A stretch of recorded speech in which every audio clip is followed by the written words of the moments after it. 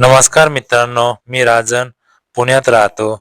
दिसायला सामान्य पण व्यायामामुळे तंदुरुस्त. माझी ही गोष्ट आहे मागच्या काही महिन्याची, जेव्हा माझ्या आयुष्यात अनेक बदल घडले. सुमारे 3-4 महिन्यापूर्वीची गोष्ट आहे.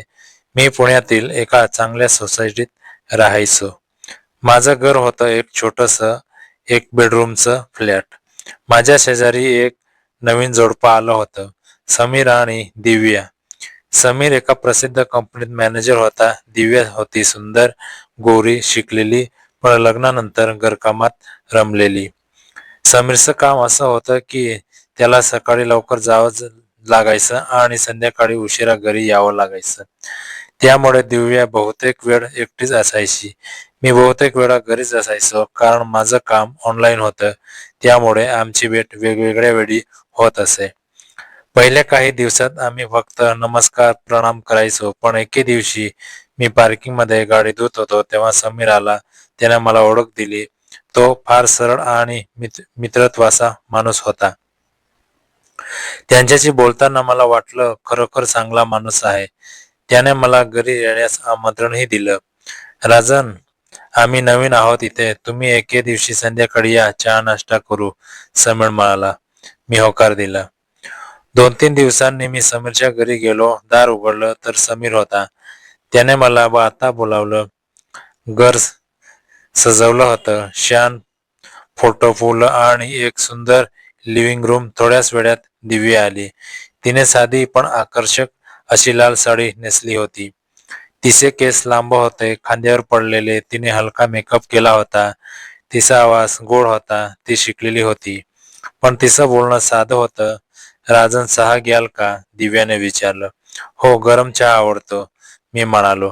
आम्ही तिघं बोलू लागलो. समीरने त्यांच्या लग्नाची, त्यांच्या प्रवासाची गोष्ट सांगितली. दिव्या आई होण्याच्या तयारीत होती, पण त्यांना काही अडचणी होत्या. ती विषय निघाल्यावर ती थोडी गंभीर झाली, पण समीरच्या बोलण्याने ती पुन्हा हसली. मी त्यांना आमंत्रण दिलं की कधी माझ्याकडेही या. समीरने मला त्यांचा नंबर दिला आणि दिव्यानेही माझा नंबर घेतला. पुढच्या आठवड्यात मी दिव्याला कधी टेरेसवर तर कधी लिफ्टमध्ये भेटायचो.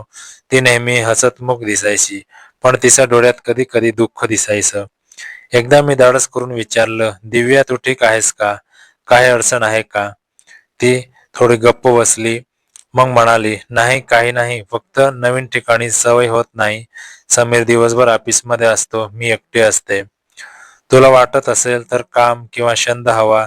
तू स्वयंपाक चांगला करतेस. वाचन आवडतं का? मी विचारलं.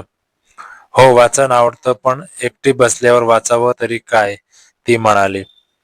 मी तुला काही काही चांगली पुस्तके सुचवतो आणि जर वेळ असेल तर तू माझ्याकडे येऊन गप्पा मारू शकतेस, मी म्हणालो. तिने मला आभार मानले. त्या दिवसापासून आमची बोलणी वाढली. मी तिला काही पुस्तके सुचवली.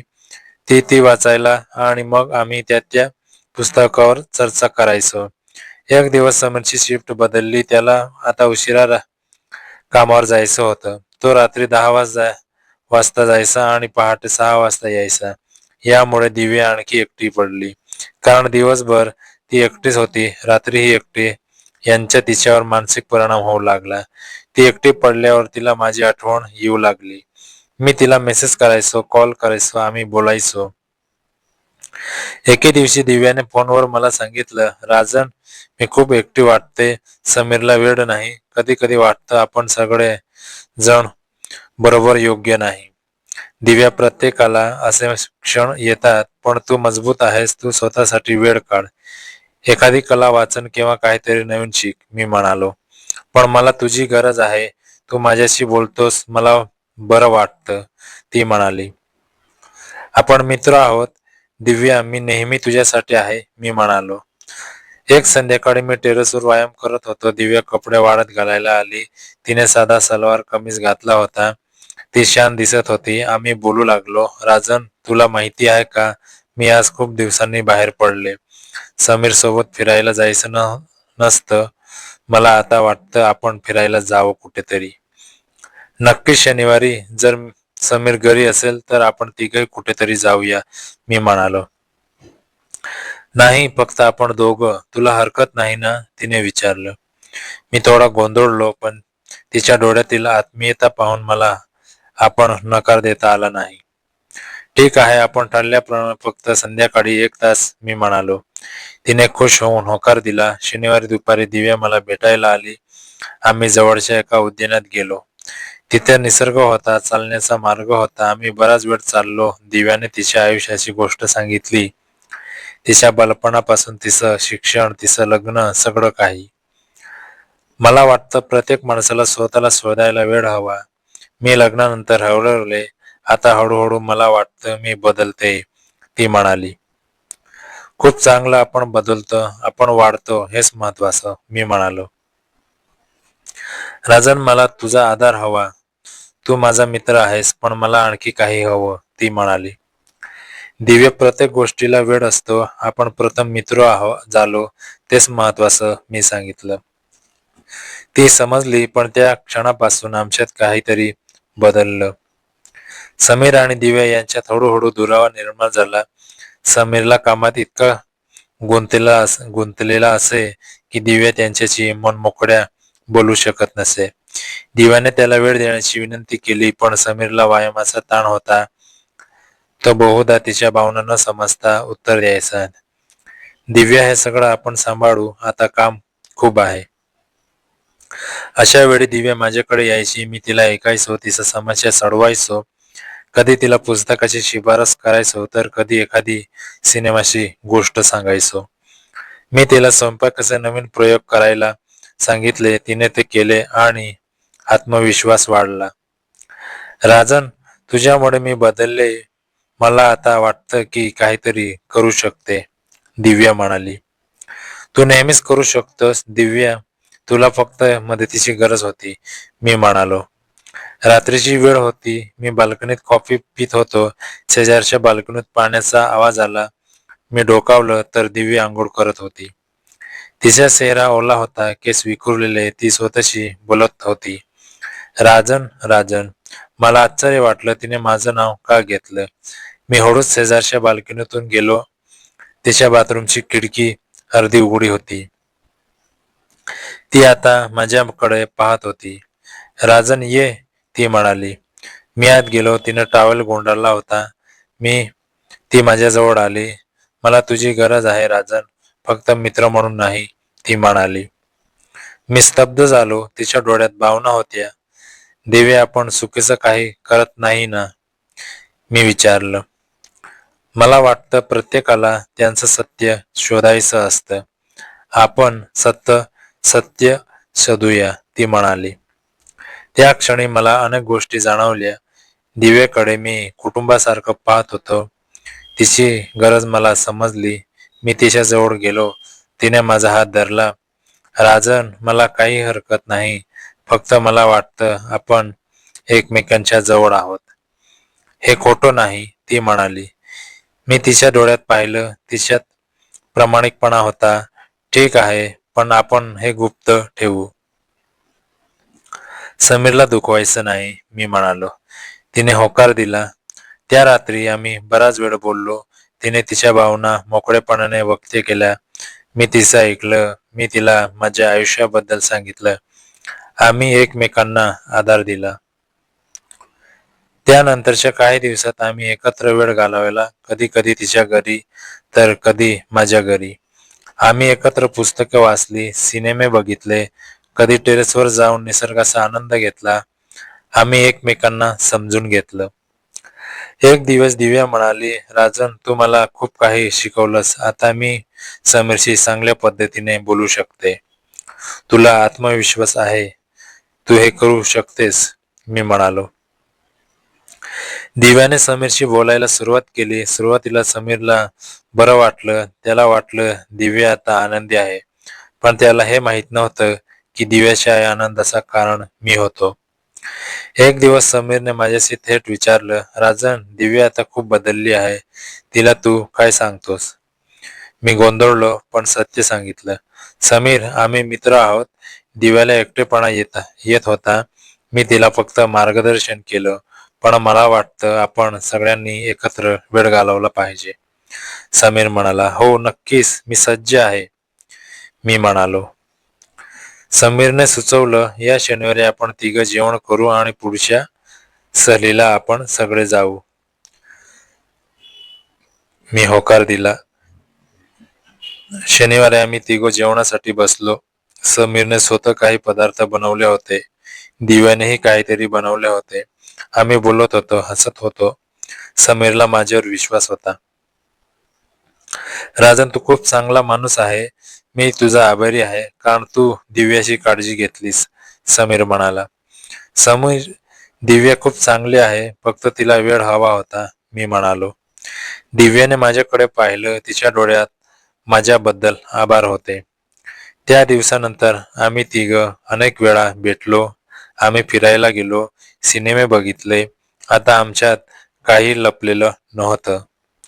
दिव्याने आता स्वतःच वेबसाईट तयार केलं. ती ऑनलाईन शिकवू लागली. तिला बरेच विद्यार्थी मिळाले. ती आनंदी झाली. समीरला अभिमान वाटला. दिव्या, तुझं हे काम खूप चांगलं आहे. मला तुझा अभिमान आहे, समीर म्हणाला. धन्यवाद समीर, पण राजनशिवाय हे शक्य नव्हतं, दिव्या म्हणाली. हो राजन खूप मदत करतो. आम्ही दोघंही त्यांचे आभारी आहोत, समीर म्हणाला. मला वाटलं मी काहीतरी चांगलं केलं आहे. एक दिवस रात्री दिव्याने फोन केला. ती थोडी अस्वस्थ होती. राजन, समीरला काहीतरी कळलंय, मला वाटतं. त्याला आपल्याबद्दल काहीतरी शंका आली आहे, ती म्हणाली. आपण त्याला सत्य सांगूया. मित्रामध्ये खोटं नसावं, मी म्हणालो. ठीक आहे, उद्या सकाळी मी त्याला सगळं सांगेन, ती म्हणाली. पुढच्या दिवशी दिव्याने समीरला सगळं सांगितलं. समीर थोडा गोंधळला, पण त्याने शांतपणे ऐकलं. दिव्या, तू खूप आयुष्य आहेस. राजन, तू माझा मित्र आहेस. मी तुमच्यावर विश्वास ठेवतो, समीर म्हणाला. त्यानंतर समीर आणि दिव्या आणि अधिक जवळ आलो. आता आम्ही तिघं एकत्र कुटुंबासारखे झालो. समीर आणि दिव्या यांच्यातील दुरावा संपला. दिव्या आता आत्मविश्वासाने जगू लागली. मी त्यांच्यासाठी कायम मित्र राहिलो. समीरने एक दिवस मला सांगितलं, राजन, तुला माहिती आहे का, आम्ही आता पालक होणार आहोत. मला फार आनंद झाला. वा, खूपच चांगलं. मी तुमच्यासाठी खूप आनंदी आहे, मी म्हणालो. दिव्या गरोदर राहिली. तिने स्वतःची काळजी घेतली. मी त्यांना भेटायचो, मदत करायचो. आता दिव्या वहिनी आणि समीर यांचं जीवन स्थिर झालं होतं. पण याच दरम्यान माझ्या आयुष्यात आणखी एक घटना घडली. सोसायटीत एक नवीन कुटुंब आलं. तिथे एक तरुण बाई होती, मिनल. ती माझ्या शेजारी आली. मी तिला बघितलं. तिने माझ्याकडे पाहिलं. मला वाटलं कदाचित आता आणखी एक मैत्रीची सुरुवात होईल. दिव्याने मला सांगितलं, राजन, तू आता खूप बदललास. आता नवीन भेटी होतील. हो दिव्या, जीवन हे चालूच राहतं. आपण नेहमी नवं शिकतं, मी म्हणालो. दिव्या वहिनी आणि समीर यांच्याशी झालेल्या मैत्रीचा हा अनुभव अविस्मरणीय होता. त्यांनी मला जीवनातील महत्त्वाचे धडे शिकवले.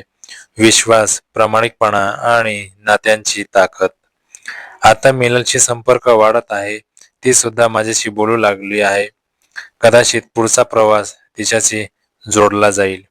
समीर, दिव्या यांचे जीवन आता स्थिर झालं होतं. दिव्या गरोदर होती. समीर तिची चांगली काळजी घेत होता. मीही त्यांना भेटायचो. पण आता माझं लक्ष थोडं वेगळं वळलं होतं. सोसायटीत एक नवीन कुटुंब आलं होतं. मिनल नावाची तरुण, सुंदर, उंच, गोरी, शिकलेली बाई. तिचा नवरा व्यवसायाने अनेकदा बाहेरगावी जात असे. ती बहुतेक एकटीच असायची. तिचं दिसणं, तिची चाल, तिचा स्वभाव सगळं वेगळं होतं. सुरुवातीला फक्त नमस्कार इतकं बोलणं व्हायचं. पण एक दिवस मी टेरेसवर व्यायाम करत होतो, तेव्हा ती कपडे वाळत घालायला आली. तिने माझ्याकडे पाहिलं आणि विचारलं, तुम्ही दररोज व्यायाम करता का? मी हसून म्हणालो, हो, नियमित दिनचर्या असते. तिच्याशी बोलताना मला जाणवलं की ती खूपच शांत, गंभीर आणि विचारी आहे. तिच्या डोळ्यात काहीतरी वेगळं होतं. जणू ती काहीतरी लपवत होती.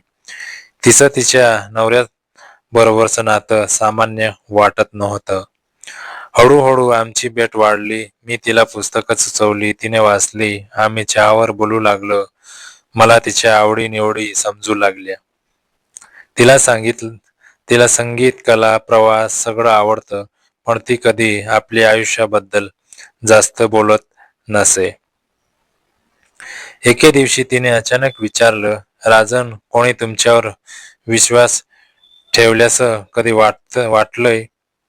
तिचा प्रश्न मला खोलवर गेला. मला वाटलं आता मीही तिला ऐकायला हवं. कदाचित तिलाही एखादा मित्र हवा होता. आमची मैत्री दिवसेंदिवस वाढू लागली. मी तिला दिव्या आणि समीरची ओळख करून दिली. 4 जणांचा गट तयार झाला. पण मिलनमध्ये काहीतरी वेगळं होतं. ती माझ्याकडे बघण्याच्या पद्धतीत, तिच्या बोलण्यात, तिच्या गप्प बसण्यात. आता मला वाटतं पुढे काय होईल. तिच्या नवऱ्याबद्दल काय रहस्य आहे?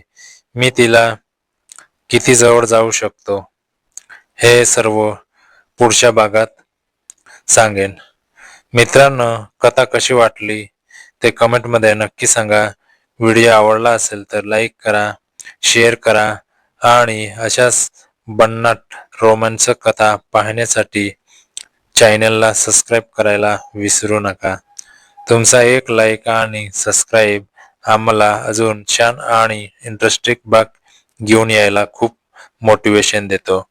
पुढचा भाग खूपच इंटरेस्टिंग आहे, त्यामुळे बेल आयकॉन ऑन करा आणि आमच्यासोबत जोडलेले राहा. आणि हो मित्रांनो, अशीच हृदयस्पर्शी आणि प्रेरणादायी कथा वाचायला आवडत असतील तर आमच्या मन चंचल या यूट्यूब चॅनलला सबस्क्राईब करा, बेल आयकॉन दाबायला विसरू नका, जेणेकरून अशीच उबदार आणि भावनिक कथा तुमच्यापर्यंत पोहोचत राहतील. धन्यवाद मित्रांनो. आपला मन चंचल. धन्यवाद.